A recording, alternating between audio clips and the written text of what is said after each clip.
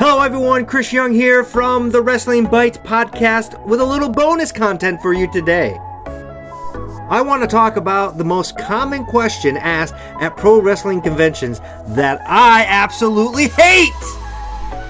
Who is on your Mount Rushmore of professional wrestling?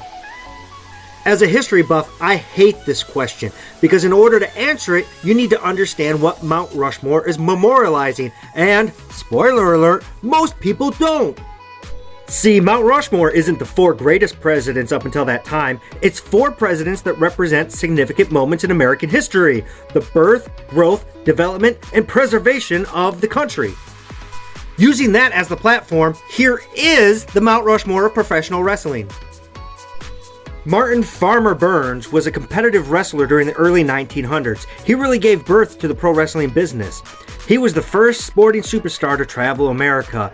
Everybody was enamored with him and his abilities. And as a pioneer, he trained the legendary Frank Gotch. When it comes to the growth of professional wrestling, Toots Mondit has to be up on the Mount Rushmore. He was part of the Gold Dust Trio. He, more than the others, morphed professional wrestling from a slow competitive exhibition into worked competitions that built excitement. He instituted many things that we do today, like time limits and entrances, and he was an integral part of the beginning of the Worldwide Wrestling Federation. In fact, he was the person who created the Rio de Janeiro storylines.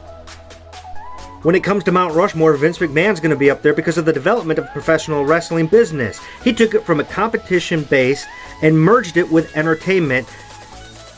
This led to the reemergence of professional wrestling back into the mainstream. He also expanded professional wrestling beyond the borders of territories through TV deals and lucrative financial opportunities for workers. And finally, the fourth person on Mount Rushmore is Tony Villano because of his preservation to professional wrestling. Tony established the Pro Wrestling Hall of Fame to pay tribute to the wrestlers that advanced the business in athletics and entertainment. So there you have it, the Mount Rushmore of professional wrestling, the four most influential people in the history of professional wrestling. In just a few hours, Pun the Psych and I will be recording our first episode of the Wrestling Bites podcast. It'll be available Monday or Tuesday on any platform that you listen to podcasts, so search for the Wrestling Bites podcast.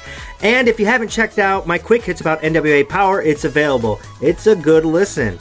So, until we see each other again, please keep it between the ropes.